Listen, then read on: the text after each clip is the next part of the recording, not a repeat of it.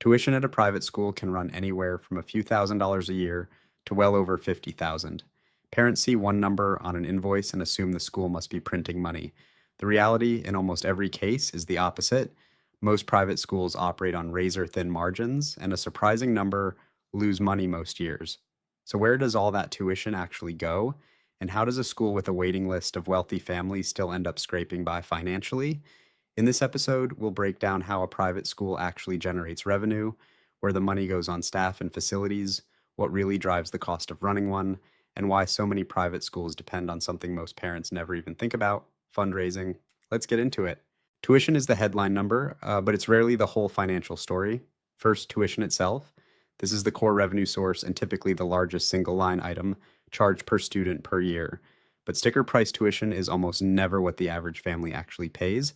Most established private schools offer tuition assistance or need-based aid to a meaningful share of their student body, which means real average revenue per student sits well below the published rate.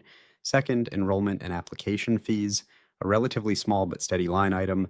These one-time or annual fees help cover the cost of the admissions process itself, reviewing applications, conducting interviews, and administering entrance assessments. Third, extracurricular and program fees. Sports teams, music lessons, after-school clubs, and summer programs often carry their own separate charges on top of base tuition. And because participation rates vary, this revenue can fluctuate more than tuition does. Fourth, ancillary charges, uniforms, textbooks, technology fees, meal plans, and transportation. Individually small, these add up to a meaningful supplementary revenue stream, and schools increasingly bundle some of these into all-inclusive tuition packages to simplify the parent experience and to smooth out billing. Fifth, and often the most consequential, donations and endowment income. Nonprofit private schools in particular rely heavily on annual giving campaigns, capital campaigns for new buildings, and, for well-established institutions, returns generated by an invested endowment fund. At the most prestigious schools, endowment income can meaningfully subsidize tuition, effectively letting the school charge less than what education actually costs to deliver. Sixth, facility rental and auxiliary programs. Many schools rent out their gyms, auditoriums, and classrooms during off hours and summer months to outside groups, summer camps, or community organizations, turning otherwise idle real estate into supplementary income. So a private school's total revenue is really a blend of tuition, fees, and, for many schools, philanthropy, and that blend matters enormously. A school heavily dependent on annual fundraising is exposed to very different risk than one with a large endowment cushion, and schools that rely purely on tuition with no financial aid buffer often struggle the most to weather a bad economic year, since families facing financial strain cut private school spending quickly. Personnel costs are, by a wide margin, the largest expense category for any private school, typically 60 to 75% of total operating budget. Teacher salaries make up the bulk of this. Private schools generally aim to offer competitive pay to attract strong educators, but they're also competing against public school systems that, in many regions, offer better benefits, pensions, and job security, even when the base salary is lower. This creates constant pressure on private schools to either match those benefits or find other ways to make the job attractive, like smaller class sizes or more autonomy in the classroom. Benefits and retirement contributions add substantially on top of base salary. Health insurance, retirement matching, and professional development stipends are all real costs that don't show up in a simple salary figure, but meaningfully affect the total cost of employing each teacher. Beyond classroom teachers, schools carry administrative staff, counselors, librarians, nurses, coaches, and support personnel, and specialized programs like learning support for students with different needs or a dedicated college counseling office require staff whose cost isn't always visible in a simple per-student tuition calculation. Class size is one of the biggest cost levers here, and it cuts both ways. Smaller class sizes are one of private education's core selling points to parents, but they're also expensive. A school promising 12 student classes needs proportionally more teachers per enrolled student than one running classes of 30, and that staffing ratio is baked permanently into the cost structure, regardless of how enrollment fluctuates. Teacher turnover carries a real hidden cost too. Recruiting, interviewing, and onboarding a new teacher takes significant administrative time, and a revolving door of staff can affect both the quality of instruction and the school's reputation with prospective parents. which is why the strongest schools invest heavily in retention, even when it means paying above what enrollment revenue alone would justify. A school building is expensive to build, expensive to maintain, and rarely generates revenue efficiently relative to its cost, which makes facilities the second largest expense category after staff. Building maintenance, utilities, and insurance form a large recurring cost.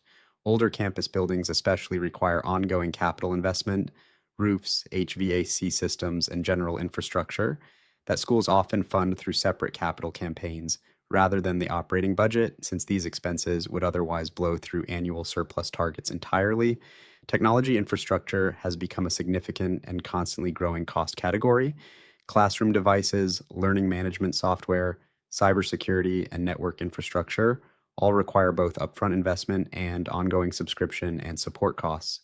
And the pace of technology turnover means this isn't a one time expense, but a recurring budget line that grows almost every year. Textbooks, curriculum materials, and library resources add up meaningfully too, especially at schools committed to specialized or rigorous academic programs that require materials beyond standard textbooks. Safety and security investments, from basic building access systems to, in some regions, more extensive security infrastructure, have become a growing line item for many schools in recent years, driven by both parent expectations and, in some cases, regulatory requirements. Private schools compete for a limited pool of families willing and able to pay tuition, and that competition carries real costs beyond the classroom. Admissions and marketing costs cover open houses, digital advertising, printed materials, and admission staff salaries, all aimed at maintaining a strong applicant pool. In competitive markets with multiple private school options, this can require a genuinely significant marketing budget, not unlike a small business fighting for market share. Financial aid and scholarships represent one of the largest hidden costs in private education. Most established schools commit a meaningful percentage of their tuition revenue, often 15 to 25%, back out as need based assistance, both because it reflects the school's mission and because a fully priced, homogeneous student body actually hurts long term enrollment and reputation. This means the published tuition figure significantly overstates what the school actually collects per student on average. Alumni relations and development offices represent an ongoing investment aimed at future payoff.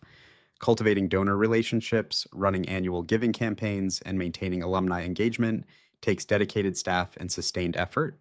But for schools with strong alumni networks, this investment can eventually fund a meaningful share of the operating budget through consistent annual giving. Retention marketing matters just as much as new student recruitment. Losing an enrolled family mid year or before re enrollment is both a direct revenue loss and a reputational risk. So, schools invest heavily in parent communication, family engagement events, and addressing concerns before they turn into withdrawals. And here's where private schools differ sharply from most businesses we cover. The majority are structured as nonprofits, so profit margin in the traditional sense doesn't really apply. The goal is typically to break even or run a modest operating surplus, not maximize returns for shareholders. A rough breakdown looks like this. Staff costs 60 to 75% of the operating budget, facilities and operations 15 to 20%, marketing and admissions 5 to 10%, and financial aid effectively reducing gross tuition revenue by 15 to 25% before any of those other costs are even paid. Many private schools run at a deficit in any given year and rely on endowment draws or fundraising to close the gap, which is precisely why schools with large, well managed endowments have such a structural advantage over tuition dependent peers. An endowment functions like a permanent capital cushion. Even modest annual investment returns can meaningfully offset the gap between what tuition actually covers and what quality education actually costs to deliver. For profit private schools do exist, and they operate closer to a traditional business model, typically targeting a 10 to 15% operating margin, but they usually achieve this through larger class sizes, leaner administrative staffing, and less financial aid than nonprofit peers, which shapes a meaningfully different educational experience and market position. First risk, enrollment volatility. A private school's entire revenue model depends on filling seats, and even a small enrollment drop, a handful of families choosing a public or charter school instead, can meaningfully strain the budget given how much of the cost base is fixed. Second risk, economic downturns. Private school tuition is discretionary spending for most families, and in a recession, even loyal families sometimes have no choice but to withdraw, creating a lag effect where enrollment often drops a year or two after a broader economic shock hits. Third risk, teacher retention and recruitment. As public schools sometimes close pay and benefit gaps, or as teacher shortages tighten across a region, private schools competing purely on mission and smaller class sizes can struggle to retain the strong faculty their reputation depends on. Fourth risk, reputational damage.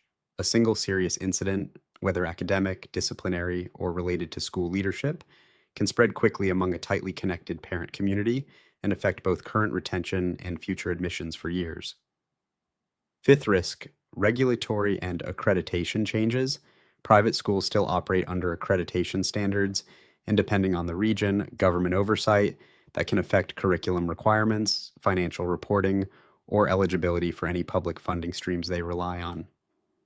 Sixth risk, endowment and investment risk.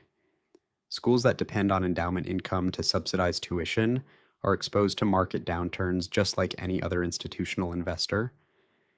A bad year in the markets can force painful budget cuts precisely when the school can least afford them. Seventh risk, demographic shifts. Declining birth rates or population shifts away from a school's geographic catchment area represent a slow moving but serious long term risk, since a school can't easily relocate to follow its potential student base. Eighth risk, capital project overruns. Building a new wing, gym, or performing arts center often requires significant capital campaigns and debt financing and cost overruns, or a failed capital campaign can leave a school carrying debt obligations that strain the operating budget for years afterward. Looking at schools that manage their finances well over the long term, a few patterns stand out. Building and protecting a substantial endowment, rather than relying purely on annual tuition, maintaining a clear academic or values based niche that differentiates them from both public schools and other private options, investing consistently in teacher retention, even when it costs more than the bare minimum, and treating alumni relationships as a decades long investment rather than an afterthought. Schools that manage enrollment carefully, neither overexpanding class sizes to chase short term revenue, nor under enrolling and leaving fixed costs unspread, tend to weather downturns better than those chasing maximum near term tuition revenue.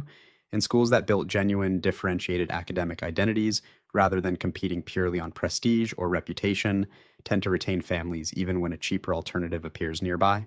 Running a private school is nothing like running a typical business, even though it faces many of the same structural pressures: staff costs, facilities, marketing, and the constant tension between what something costs to deliver and what customers are actually willing to pay.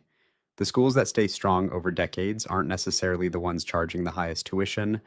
They're the ones that built a financial cushion beyond tuition alone, invested in the people actually doing the teaching, and never let short term enrollment numbers dictate long term academic identity. If you're evaluating a school's financial health, whether as a parent, an educator, or a prospective board member, the numbers worth looking at first are the tuition discount rate, the size and draw rate of the endowment, and the ratio of fixed staff costs to total revenue. That combination tells you far more about long term stability than the published tuition figure ever will. Thanks for watching, and we'll see you in the next episode.